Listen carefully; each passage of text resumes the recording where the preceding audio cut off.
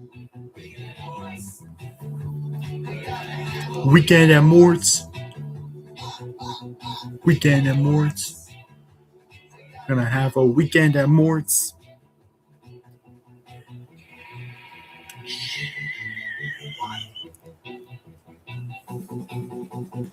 Weekend at Mort's.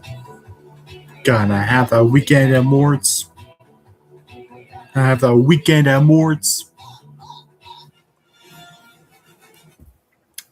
Yep, sure is weekend at Mort's. Hey everybody, it's me Z-Man, and I'm here with another Bob's Burgers for the Modern Thoughts. My first Bob's Burger Modern Thought. Don't know why I'm saying it like this is a regular thing. It's the first time this show's been on Modern Thoughts. But hey, with 3 seasons to choose from, I'm kind of shocked we're just going back to season 1. But hey, once again, my brother is being a homie, selecting these episodes for me. I'm such a needy bitch at this point that he's literally has a whole list of episodes that I've reviewed in the past that he's totally going to use. So please, if you don't want me to look like an annoying, whiny brother, please just suggest episodes in the comments. I'd really appreciate it. Anyways, Bimmy, this should be one that you quite like, as it is the weekend, as it's Bob's Burgers, and for those who haven't been here for the past couple months, Bimmy's the first video Bimmy's ever been in is the Bob's Burger season 3 review. So Bimmy, you got like some love for the show, right? Well, I mean, I guess we're a show about a bunch of losers. It's okay. What? Hell yeah, man! Team Jimmy Pesto. Yeah, man. Screw Bob's Burgers, man. I'm gonna so disown you. Dude, it's totally joking. I love Bob's Burgers. Oh, wait, really? Hell yeah, man. Though, I guess for this episode specifically, it was kind of weird that Louise was, like, touching Tina's boob, you know? She was like, ugh. What can I say, man? It's season 1, Bob's Burgers. That especially can get very weird very quickly, so... Actually, Bimmy, since you're here already, why don't you give the plot synopsis? Oh, okay, I guess. Alright, so basically, there's a mold in the restaurant, and he goes all like, oh, I don't like Bob because I want to bone Linda, so, like, we gotta go. And so basically they go to Mort's, and he gets a nutrition girlfriend, double date with Bob and Linda, and it's like, oh, yeah. Then Louise just tricks the kids while they're alone in Mort's, and, yeah. Okay, yeah, let's, surprisingly, the review of Weekend at Mort's I didn't think was that bad. Don't get me wrong, it still has some of that. It's still my 4th ever Z-Man review, so you can tell it still has like some of that glitchiness, especially for being my 2nd ever live stream, but it was nowhere near as bad as that Flintstones review. That one is freaking god-awful. In terms of me, just my voice glitching every like, couple seconds, so yeah. In terms of Weekend at Mort's, in the actual review, I sounded so negative on this episode, which is a real shame because I still like it. I mean, I did try making it clear that I liked the episode, but still. Sorry, I'm moving myself a little bit. I do think I could have done a better job at explaining why I like this episode. Hence, which I guess is good because this is the point of these videos. Okay, so what I like about the episode... I guess maybe it's a bit of a basic plot for a season 1, but I don't care. I like the plot of the restaurant being down and out. So now we kind of just have to deal with them having to stay somewhere else. And hey, Mort's a chill guy. He's letting them stay. Good on you, Mort. In general, I think these early seasons really did try to make Mort more of a thing. I'm pretty sure as the show goes on, I'm like... The show focuses more on Teddy. And, well, even in the review I say I like Teddy more than Mort. I think I was too harsh saying I don't care about Mort because, well, he's still far from one of my favorites. He's okay. I mean, Bob's Burgers isn't like a King of the Hill or a Family Guy where Bob just gets like a huge group of characters to bounce off of. So I think giving Bob at least one more other regular to hang with is good and very necessary. I mean, I guess there's also Mike the Mailman. At least I'm hoping that's his name so I don't butcher it, but I don't know, man. Bro's just a mailman. I don't know, mate. Mort's a mortician and is literally next door, so it's like you could do more possibilities, twin. Like having that weekend at Mort's.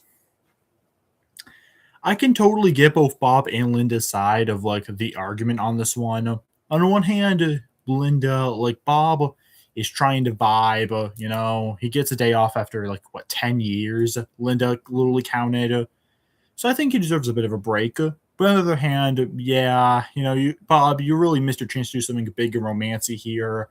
You dropped the ball hard on this one, dude. So yeah.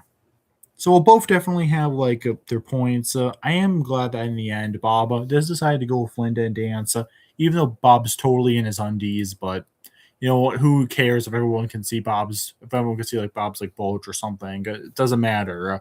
I didn't see the bulge, but hey, I'm straight. So who even cares, twin? I really shouldn't care.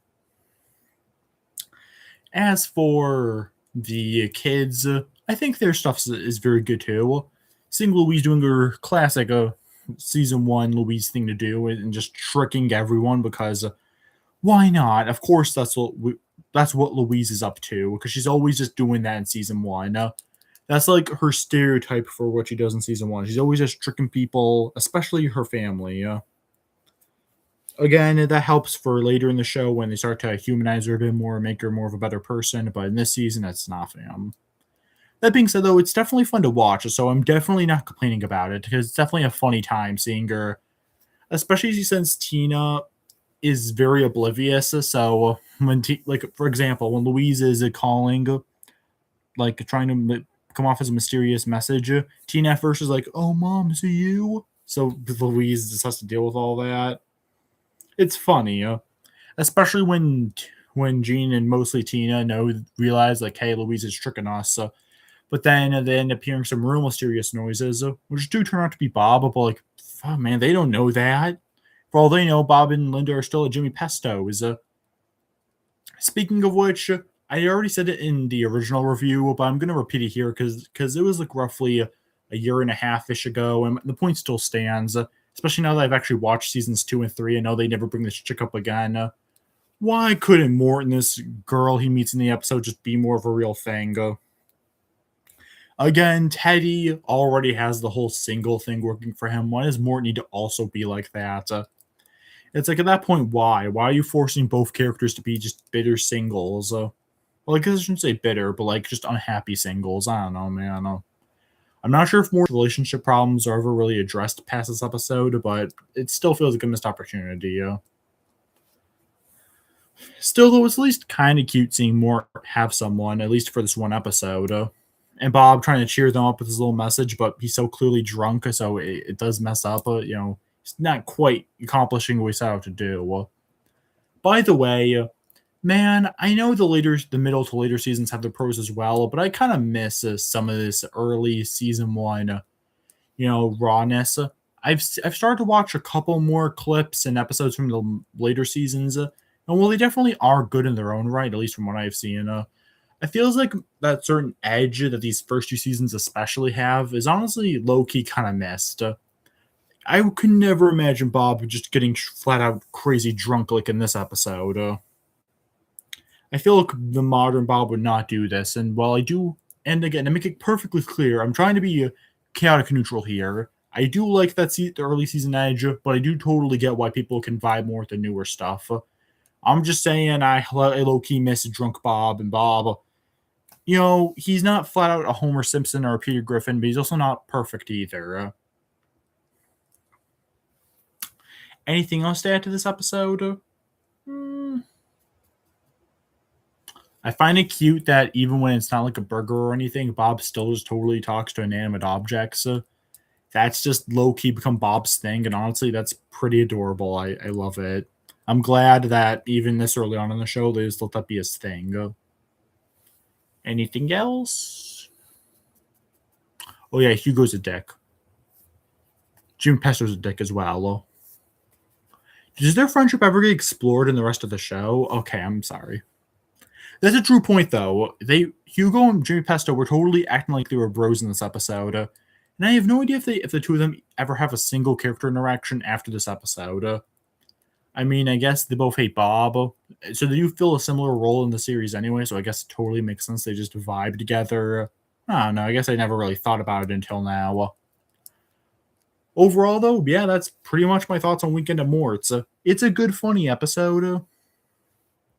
Again, I hope this review puts the episode in a more positive light. Not to say I was flat out mean in the original review, but I do want to make it clear that this episode is definitely a good one and is a keeper. In terms of the season 1 list, this one is on the higher end of a 4, and yeah, I agree with that. Season 1 of Bob's Burgers was very good, so there are actually surprisingly a lot of 5s for what was a season 1 of a show.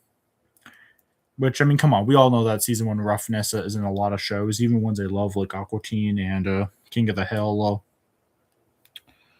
The only episode 4 out of 5 above it is Hamburger Dinner Theater, and yeah, that's a really good one. I do think that one's better than this one.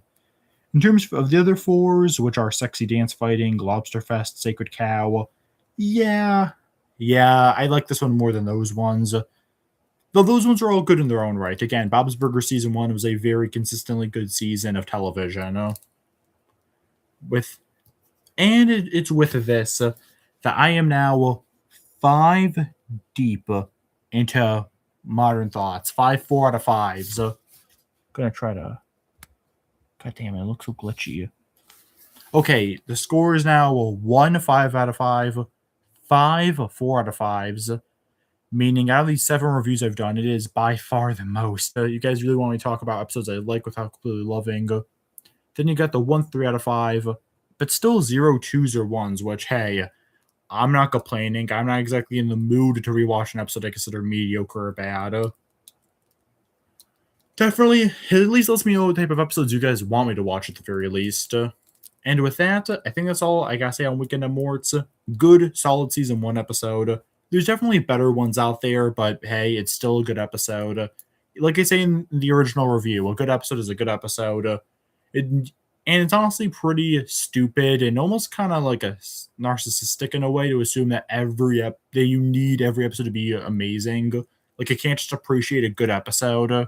Everything has to be amazing, top tier, 10 out of 10-ness. So hey, you know what? I enjoyed it. It doesn't need to be any sort of masterpiece. With that, thank you guys for watching, and hold on a minute. Oh, what do you want, Bimmy? I just have one last question. Does Bob ever watch the movie Speedway? I'll Google it. Oh, sweet, really? Hell yeah, we're gonna Google it. Has Bob Belcher ever watched the movie Speedway? Oh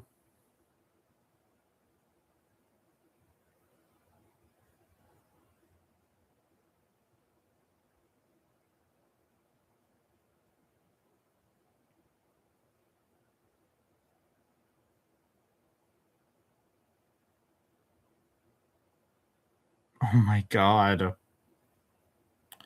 Okay, so apparently I guess not. I guess he hasn't. Am I being a complete idiot? How come it's not showing the Speedway thing at all? Ah, crap. Did I think of the wrong movie? What set is Bob Belcher modeling? Am I even saying this right? God damn it.